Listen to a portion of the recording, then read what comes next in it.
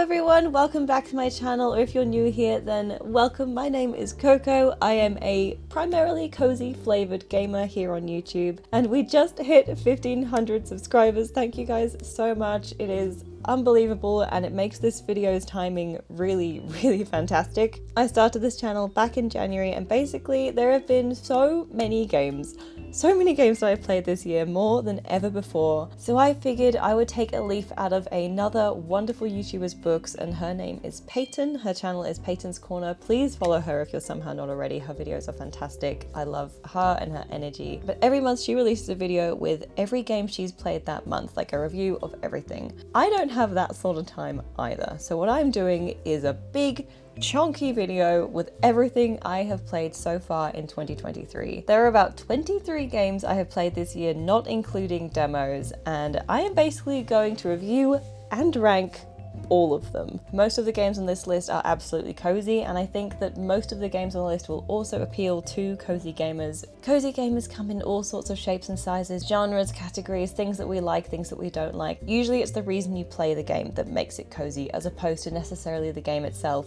But a lot of these, I think you'll agree, are like, yeah, that is a cozy ass game. It's gonna make me so sad that there are games near the end of this list, and it definitely doesn't mean it's necessarily a bad game. It just might mean that it's not the right game for me. I'm going to start off with all of the games that I have finished this year and then go to all the games that I haven't yet finished. So basically my opinion's gonna get less and less valid as this video plays out.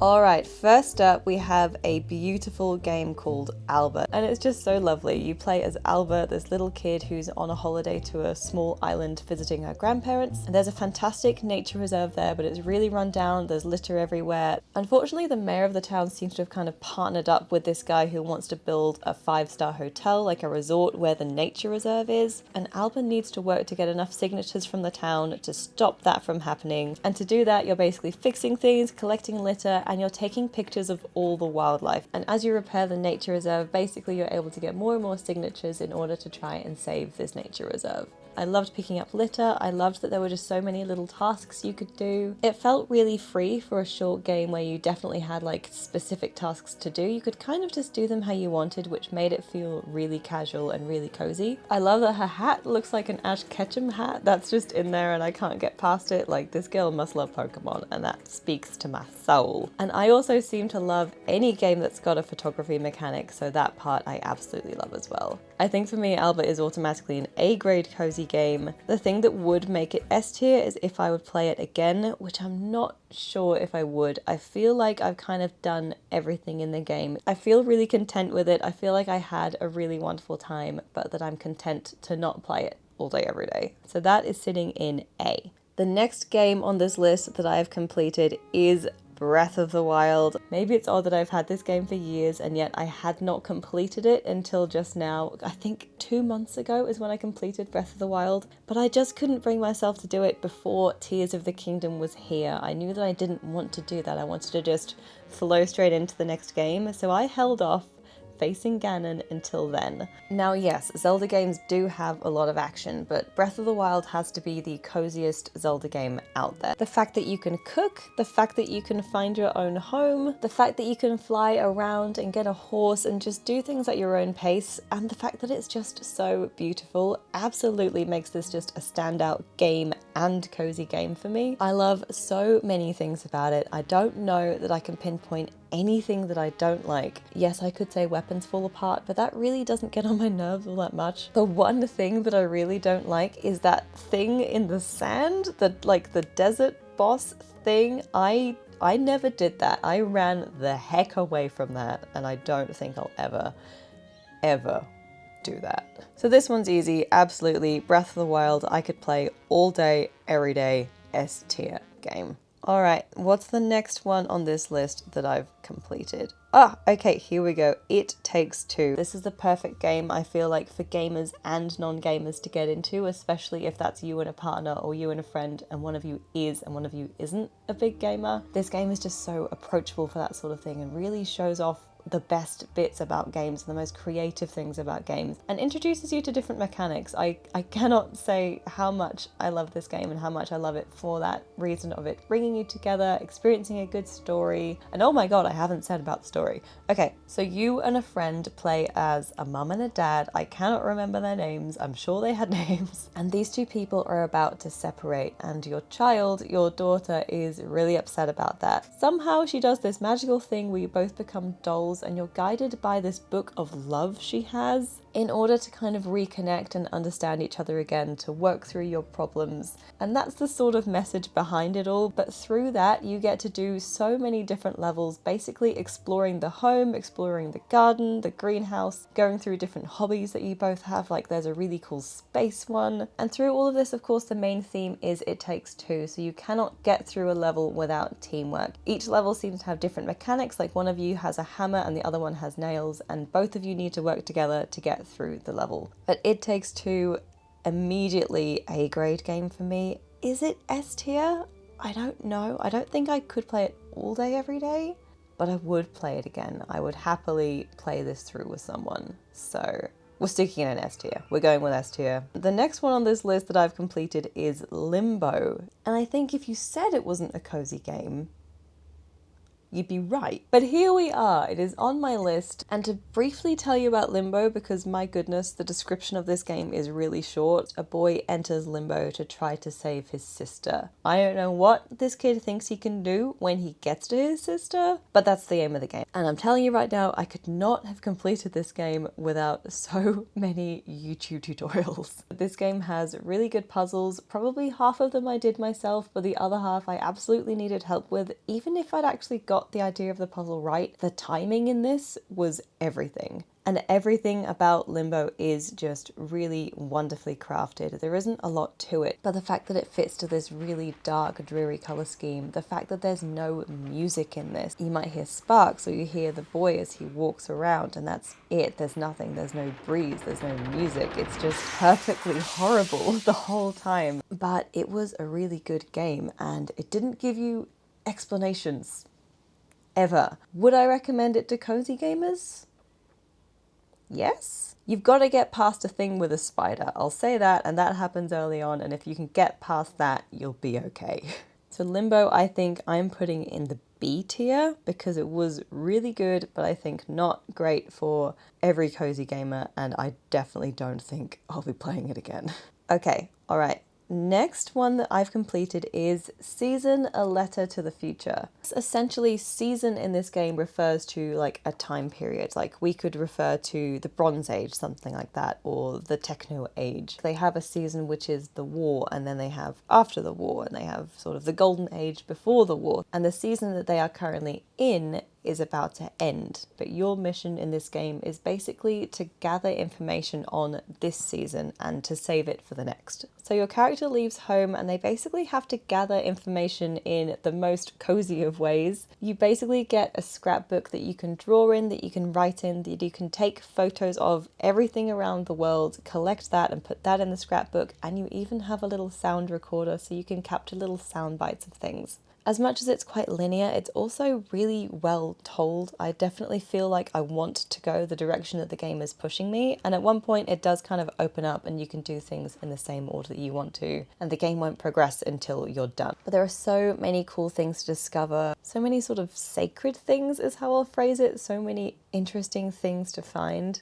So where are we putting this one? We're gonna put Season in B as well. So the next one I've completed is Tchia. Oh my gosh, Tchia will have such a long-lasting place in my heart. Not only was this the first game that I was gifted on this channel, thank you again so much. It's a game that I just really wanted to play. I had seen demos of people playing it and it just looks so beautiful. It is so beautiful. At the beginning you live with your father on a desert island, and then these people come and take him away. When this happens, it kind of awakens some sort of power within Tchia, and that power is so cool. That power basically lets you transform into objects and into animals. I think they call it soul jumping. So once your dad has been captured, you leave your base and you're trying to gain an audience with the people that have captured him. To do that, you have to sort of bring things as offerings, and then that sets you off on just a grand old adventure, exploring these 2 different islands and just having the best time. This is an amazing tropical open world adventure with so much reality in it. So all of the locations in Tchia are based on New Caledonia, which is where the team Awaseb is from.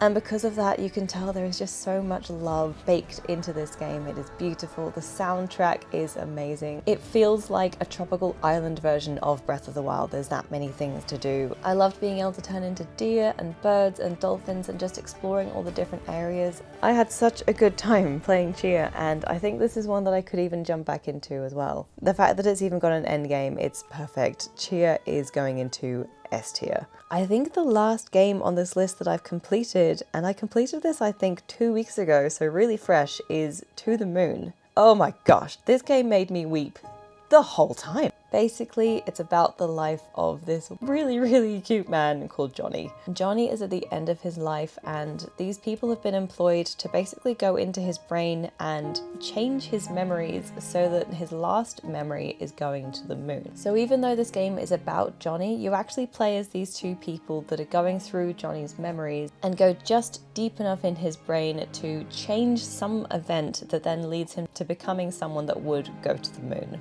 It's so melancholic, it's so happy, it's so sad, you will cry. And none of this is helped by the oh so beautiful soundtrack. I have finished it, I weep so hard, and there's actually a really cool amount of mystery in this game. Like, I really wasn't expecting to want to keep playing to find out what happened next from this like mystery point of view. The depth to the characters, it's just a really cool game. I think that To the Moon, or at least an emotional game like it, is one that everyone needs to play, and I am sticking this one in A. Would I play it again? Would I put myself through that? No, but definitely A grade. So that is all the games that I completed, and now we have games that I have either just started or are sort of halfway through, so forgive these next reviews. I will do the best I can, and it might be that by the end of the year I can reassess based on if I've completed it or played more of it. The first game I'm going to put on this ranking is Wylde Flowers, because I know exactly where it's going, and that is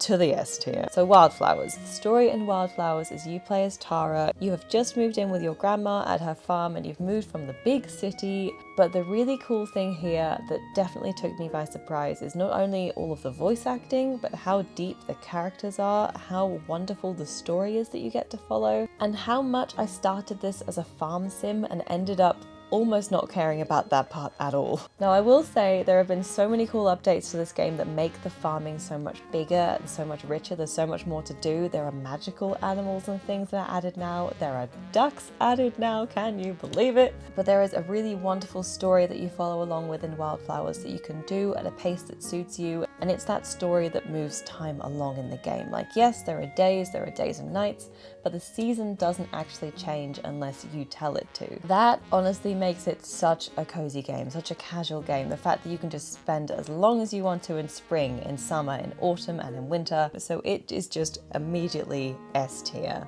all round. Cook Serve Delicious 2. This game I really wanted to love, not gonna lie, really wanted to love it. I featured Cook Serve Delicious 2 and 3 in a video thinking I was going to love them. In these games you run a series of restaurants and you use a lot of controls to sort of make these different dishes, serve them up for customers, get them out the door, and you have to be pretty quick when you do it. And it's this quickness that absolutely gets me. I had a lot of angry customers. I am not good, it seems, at remembering what button is which, and when there's so many different things to make, oh my god. If you have coordination, good game for you. And actually I have to say that I like this game for the fact that I think it could make me more coordinated. This is somehow a brain training game for me. But right now I really suck at this game. Cook Serve Delicious 2 is hard.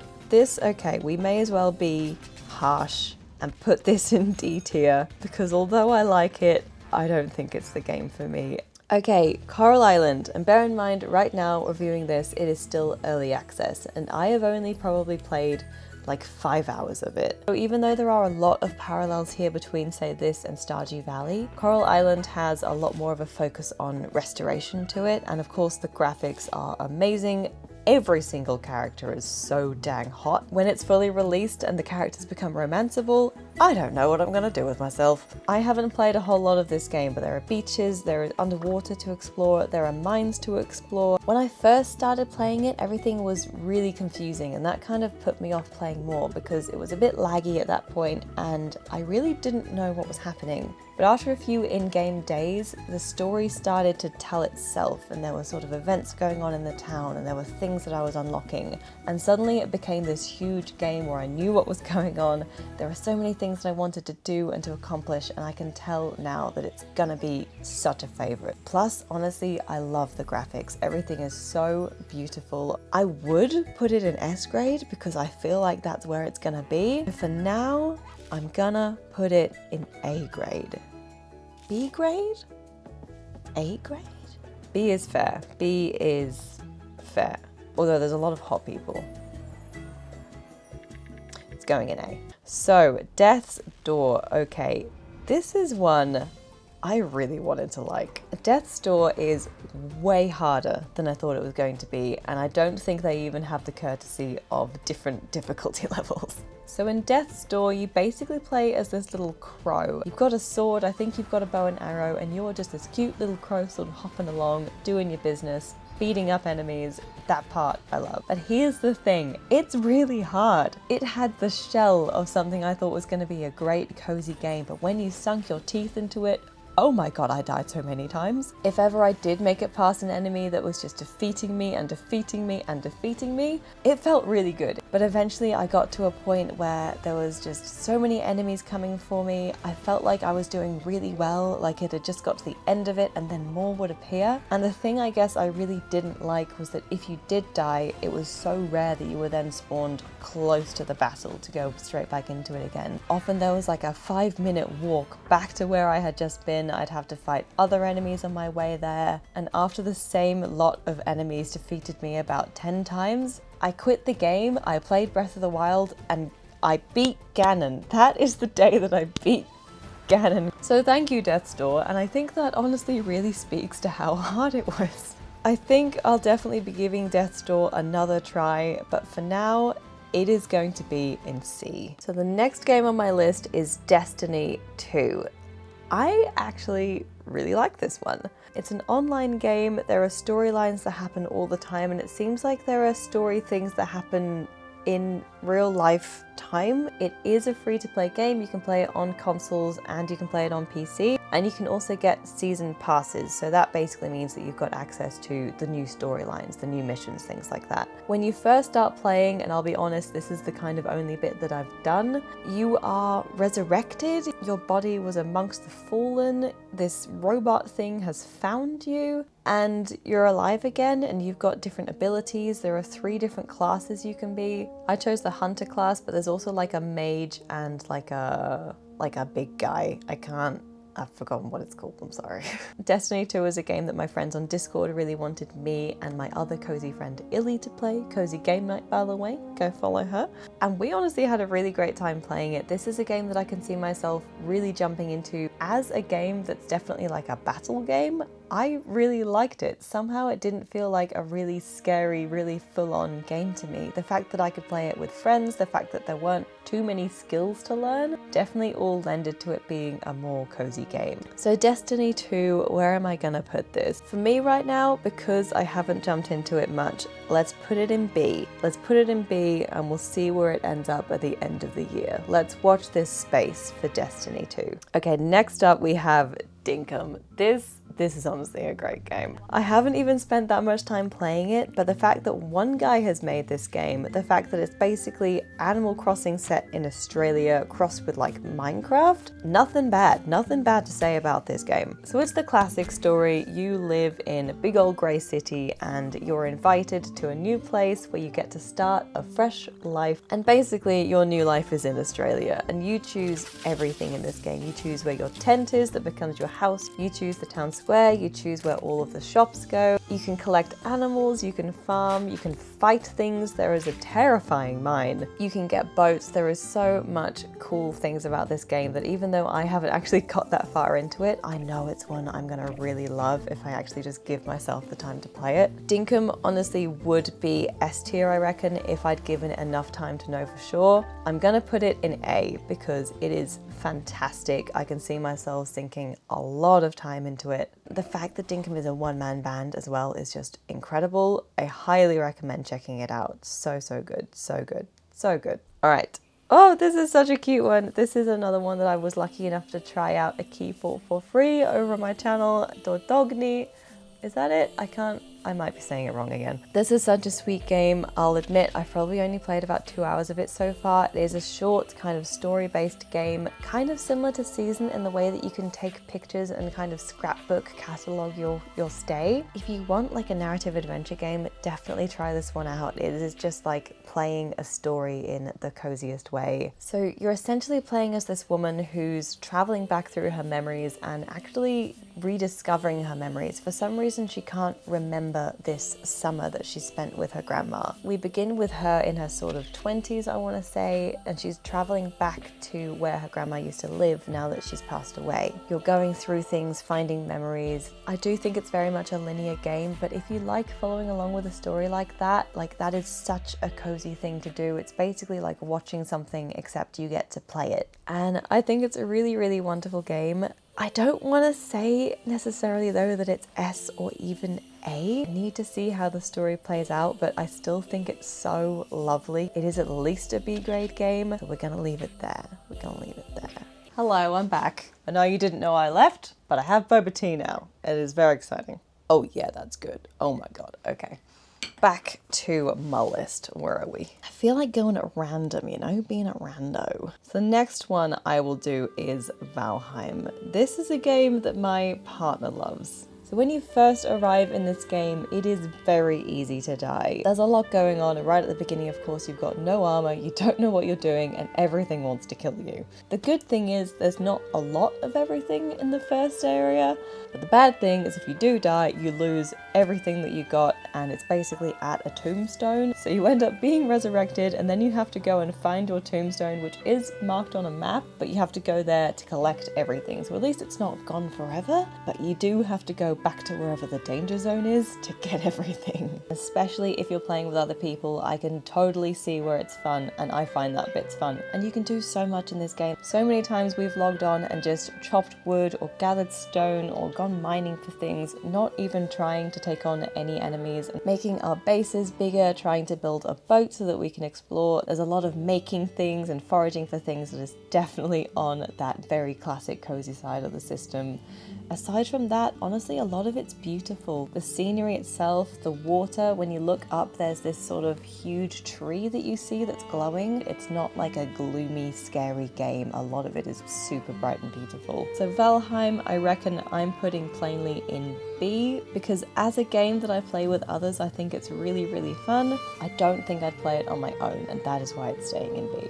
Okay, where do we go from here? Let's go with... I'm going to touch on No Place Like Home really quickly because I don't think I can rank this one. Let's put it right at the end here because I don't think I'm going to rank it today. It's from the same makers as a game called Fresh Start, which is basically a much simpler version of No Place Like Home. Fresh Start is one that is so good to just really casually play. It is fantastic for exactly what it is. If you're a fan of games like the Power Wash Simulator game, you'll probably like this one. It's a very similar vibe. And basically you go around all these different biomes that animals from the areas have invited you to, saying, please help me, you need to clean up this world for whatever reason.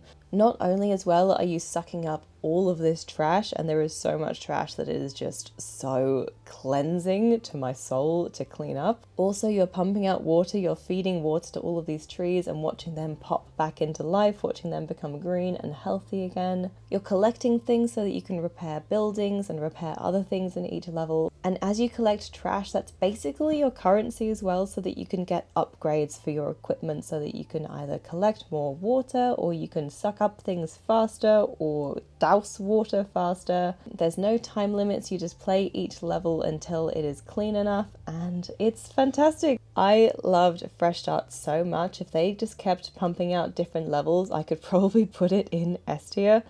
But this is quite a short game. There's only about 10 levels, 10 different biomes, so we're going to stick it in A. Okay, I'm going to jump back around now and talk about Wavetale, because Wavetale is one that, again, I really wanted to like, and I feel like I haven't given enough time yet for the story. So I'll try and explain a little bit of story. It seems like you're in this world that's been flooded. There are these sort of gloom things, and these monsters are attacking you that kind of turn people into big blobs, honestly, that you have to sort of whack and clean. A weird thing about this game is that people are really scared of the water. For some reason, people can't go in it, but you manage to make contact with this creature. You basically get to walk on their feet instead of touching the water.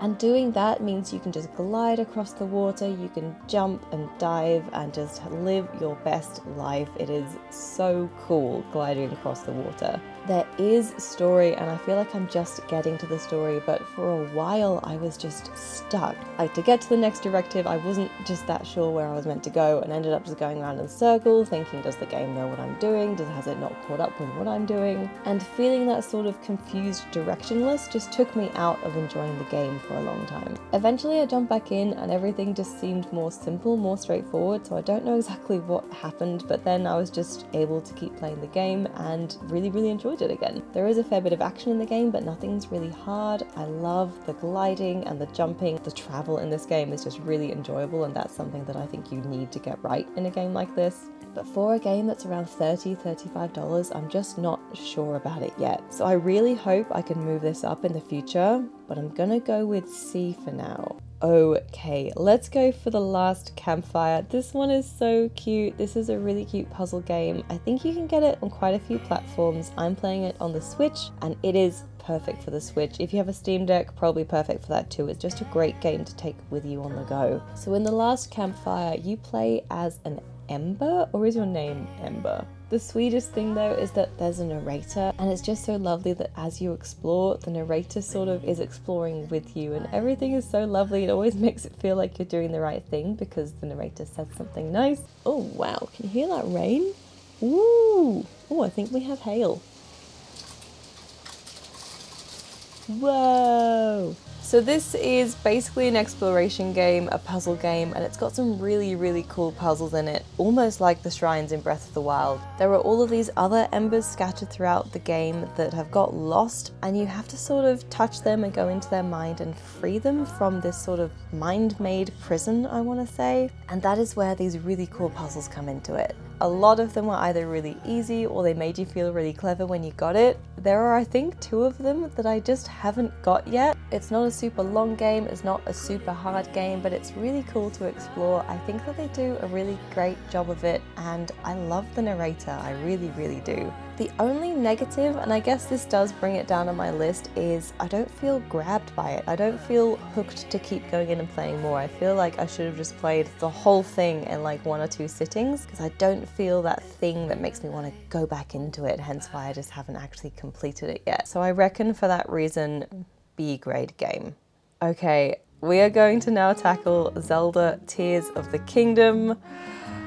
Listen, I have not played a lot of this game. I have played 5 hours. I have just got to the ground, and that is as much as I'll say. I'm not even gonna try and summarize this game because I have been avoiding spoilers like the plague. But I know from how much I love Breath of the Wild that this is gonna be S tier game. And I feel like no one's gonna disagree if I just put it there now.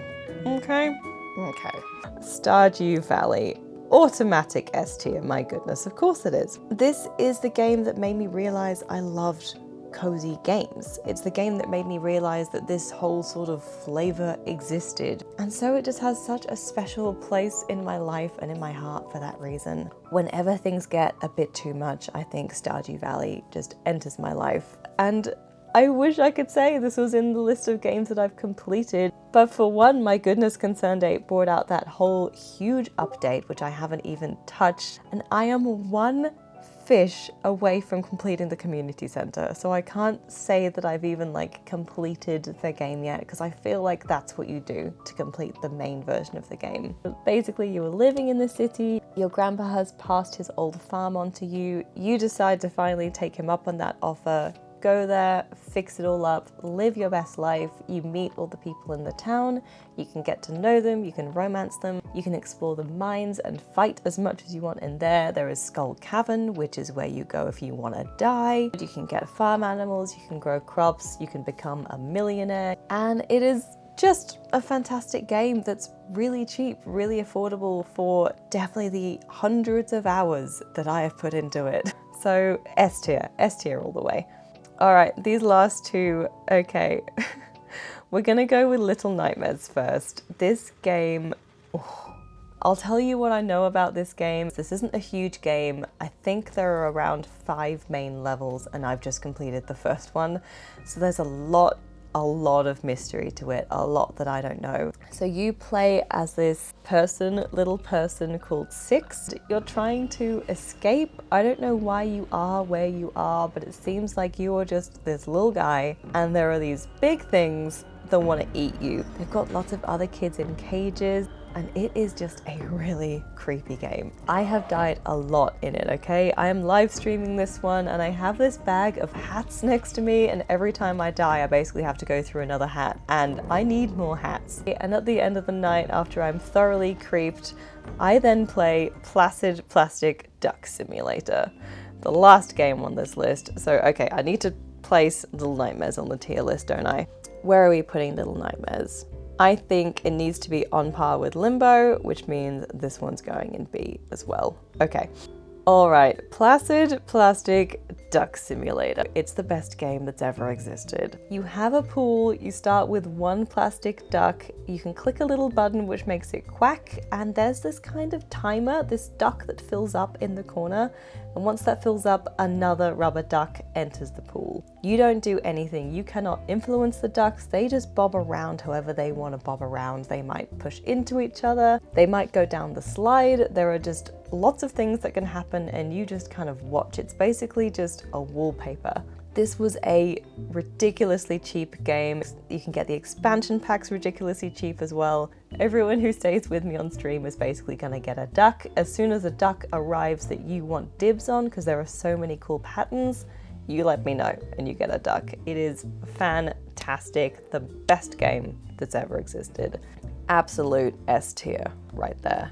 And there we go. Oh my gosh, 23 games that I've played so far in 2023. I did not even realize that. Oh my gosh, 23 games in 2023. Whoa, how poetic. What a coinky-dink. And here is my list. I feel pretty content, honestly, with that list. I feel like everything makes sense for me. This is true to my heart, true to my feelings right now. And what do you think? What do you think? Would your list look like this? Would your list be the complete opposite? Is Cook Serve Delicious your life? And that is it for now. If you liked this video, you know what to do. Go ahead and tap the subscribe button if you would like to support my channel and of course see more cozy gaming news, reviews and recommendations. Thank you so much for watching and I'll see you in the next one. Bye!